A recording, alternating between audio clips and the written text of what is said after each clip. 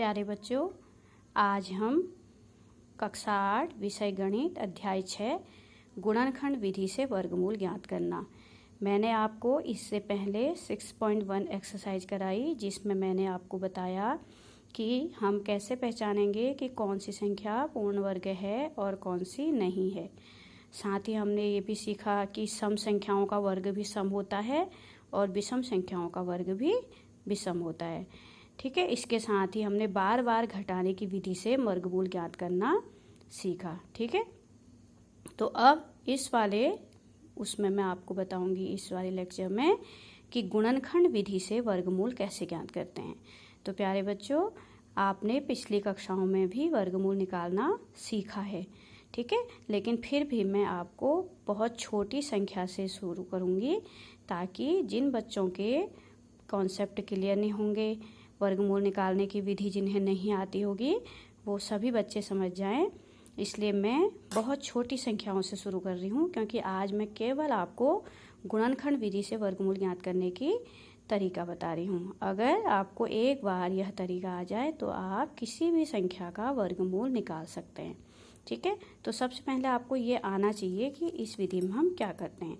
तो जो पहला सवाल है 4, ठीक है, इसका हमने गुणनखंड विधि से वर्गमूल निकालना है। तो 4 का, तो सबसे पहले हम क्या करेंगे, 4 के गुणनखंड करेंगे। ठीक है, 4 के गुणनखंड करेंगे। तो यहाँ पर हमने 4 लिखा।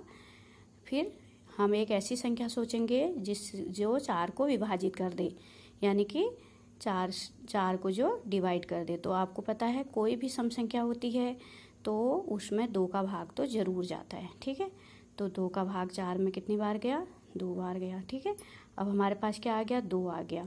अब फिर हमें पता है कि 2 का भाग 2 में कितनी बार जाता है, 1 बार। तो ये विधि हम गुणनखंड ज्ञात करने की बहुत पहले से छोटी कक्षाओं से जानते हैं। फिर भी मैं बहुत आसान संख्या से शुरू कर रही हूँ, ताकि आपके दिमाग में यह विधि क्लियर हो जाए। ठीक है, तो हमने सबसे पहले क्या करना है, जो भी संख्या हमें दी है उसके गुणनखंड ज्ञात करने हैं।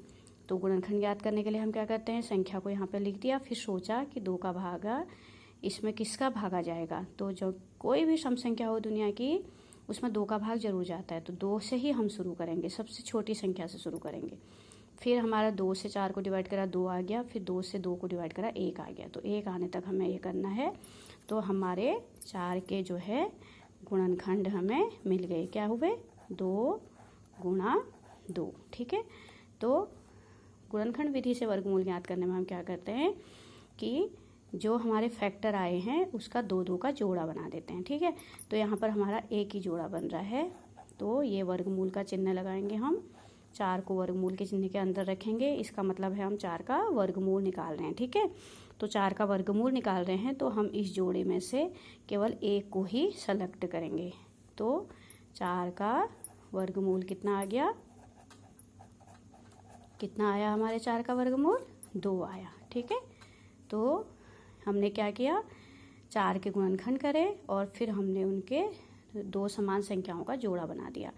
जोड़ा 2 का बनना है। ठीक है, अब इस वाली संख्या में, क्योंकि ये बहुत छोटी संख्या है, इसमें हमारे पास 2 का एक ही जोड़ा बना, तो उसके नीचे हमने अंडरलाइन कर दिया। और जैसे ही हमने यहाँ पर वर्गमूल का चिन्ह लगाया, तो इस 2 के जोड़े में से हमने एक को यहाँ पर सेलेक्ट कर देना है। तो 4 का वर्गमूल कितना हो गया, 2 हो गया। ठीक है, अब अगला सवाल हमारे पास है 16।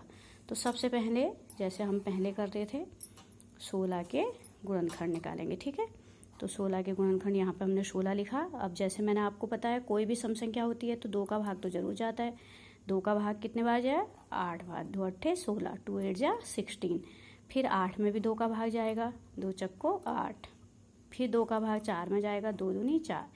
तो हमने 2 से इनको भाग देते जाना है, और जो हमारा भागफल आया उसे नीचे लिखते जाना है। 2 का भागा 16 में दिया, 8 आया। फिर अगले 2 का भागा 8 में दिया, 4 आया। फिर 2 का भागा 4 में दिया, 2 आया। फिर 2 का भागा 2 में दिया, 1 आया। ऐसा हमें कब तक करते रहना है, जब तक कि 1 ना आ जाए। ठीक है, तो हमारे 16 के गुणनखंड हमें मिल गए। 2 गुणा 2, देखिए कितनी बार आया है, 1 2 3 4 बार आया है। तो 4 बार हम लिख देंगे। फिर मैंने आपको बताया था, जैसे ही हम कहेंगे हमें 16 का वर्गमूल निकालना है, तो हम इनके जोड़े बना देंगे। अब याद रखना, जोड़े समान संख्याओं के बनेंगे और 2 2 के बनेंगे। यानी कि 2 के साथ 2 का ही जोड़ा बनाएगा। ठीक है, तो यहाँ पे कितने जोड़े, और हर जोड़े में से जैसे हम 16 का वर्गमूल निकालेंगे, इस जोड़े में से हम 1 2 को उतारेंगे और इस जोड़े में से भी 1 ही 2 को उतारेंगे। तो कितना आ गया, 2 दूनी 4। तो इसका मतलब 16 का वर्गमूल कितना होता है, 4। ये तो हम सब जानते हैं, मैं आपको केवल सरल तरीके से वर्गमूल निकालने की विधि बता रही हूँ। ठीक है, ये हो गया। अब ऐसे ही अगला सवाल हमने ले लिया 36। तो हम सबसे पहले क्या करेंगे, 36 के फैक्टर करेंगे। ठीक है, तो हम सबसे पहले यहाँ पर 36 लिखेंगे।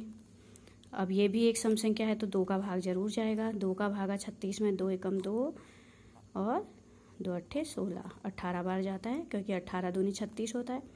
फिर 2 का भाग 18 में जाएगा क्योंकि ये भी सम संख्या है, 2 नम्मा 18। अब आप देख रहे हो इस 9 में अब 2 का भाग नहीं जाएगा, तो अब हम 2 नहीं लिखेंगे, अब हम लिखेंगे 3, क्योंकि 3 का भागा 9 में जाता है 3 बार, 3 तिया 9, फिर एक 3 और 3 एकम 3। तो 2 का भागा 36 में दिया 18, फिर 2 का भागा 18 में दिया 9, फिर 3 का भागा 9 में दिया 3, 3 का भागा 1 में दिया 1। तो तब तक करते रहना जब तक 1 ना आ जाए। तो हमारे ये 36 के खंड कितने आ गए, 2 गुणा 2 गुणा 3 गुणा 3। अब समान संख्याओं का जोड़ा बना देंगे। 2 2 का 1 जोड़ा बन गया और 3 का 1 जोड़ा बन गया। तो 36 का वर्गमूल निकालना है, तो जोड़े में से 1 ही हम नीचे उतारेंगे। ठीक है, और इसमें से भी 1 ही हम नीचे उतारेंगे। तो हमारा कितना आ गया 36 का वर्गमूल, 6। तो 36 का वर्गमूल हमने ज्ञात कर दिया, कितना आया, 6 आया। ठीक है, अब हमने ले ली 81। छोटे से बड़े की ओर बढ़ रहे हैं। सबसे पहले 81 के क्या करेंगे, गुणनखंड करेंगे। अब क्या ये एक सम संख्या है, नहीं है, तो 2 का भागा इसमें नहीं जाएगा। अब हम देखेंगे 3 का, हम छोटे से ही शुरू करेंगे। 3 का भागा 81 में देंगे। कई बच्चे चाहें तो अलग से भी 81 में भाग दे के देख सकते हैं, क्योंकि किसी को सीधा भाग देना नहीं आता तो अलग से भी दे दो। 3 का भागा 8 में दो, 3 दूनी 6। ठीक है, 8 में से 6 उतर गया, कितना आया, 2। ऊपर से 1 उतारा। 3 का भागा 21 में कितना बार गया, 7 बार। तो कितना आया, 27। तो ये 27 यहाँ लिख दो। ठीक है बेटा, सब। फिर 3 का भागा 27 में जाता है, 3 27। फिर 3 का भागा 9 में जाता है 3 बार। फिर 3 का भागा 3 में जाता है 1 बार। ठीक है, तो ये हमारे गुणनखंड आ गए। तो हम सबसे पहले 81 के गुणनखंड लिखेंगे। कितनी बार आया, 3 4 बार। ठीक है, अब हमने 81 का वर्गमूल निकालना है, तो वर्गमूल निकालेंगे तो हम इन गुणनखंडों को भी चाहे तो वर्गमूल के चिन्ह के अंदर रख सकते हैं। फिर हम 2 2 का क्या बनाएंगे, जोड़ा बनाएंगे। तो एक जोड़ वर्गमूल निकालने के लिए एक जोड़े में से सिर्फ 1 बाहर आएगा, दूसरे जोड़े में भी 1 ही बाहर आएगा। तो कितना आ गया, 3 तिया 9। तो 81 का वर्गमूल 9 आ गया। ऐसे ही अब हमने, हमारे पास क्या है, 196 है। तो हम सबसे पहले 196 के गुणनखंड करेंगे। 196 में भी किसका भाग जाता है, 2 का जाएगा, क्योंकि सम संख्या है। 2 का भागा गया तो 2 का भागा देंगे, 2 नम्मा 18 और फिर 1 बचा, 1 और 6, 2 अट्ठे 16। फिर 2 का दिया, 2 चक्कू 8, 2 नम 18। मैंने आपसे कहा था कि आप अलग से भागा देके, इस तरीके से भी अलग से भागा देके आप निकाल सकते हो, जिसको डायरेक्ट देना नहीं आता। अब देखो ये 49 आ गया। अब इसमें 2 का भाग तो जाएगा नहीं। 49 में सबको पता है 7 का भाग जाता है, 7 सत्ते 49। फिर 7 का भाग जाएगा, 7 एकम 7। ठीक है, तो इस तरीके से हमारा आ गया है गुणनखंड आ गए 196 के गुणनखंड कितने आ गए, 2 गुणा 2 गुणा 7 गुणा 7, 2 गुणा 2 गुणा 7 गुणा 7। फिर मैंने आपको कहा था जब हम इसके, ये तो हमने इसके गुणनखंड निकाले, अब हम इसका वर्गमूल निकालेंगे। तो हम गुणनखंडों को ऐसे वर्गमूल के चिन्ह के अंदर भी रख सकते हैं, क्योंकि करना हमने क्या है, वर्गमूल निकालते समय जोड़े में से 1 ही बाहर निकालना है। तो ये कितना आ गया, 2 सत्ते 14।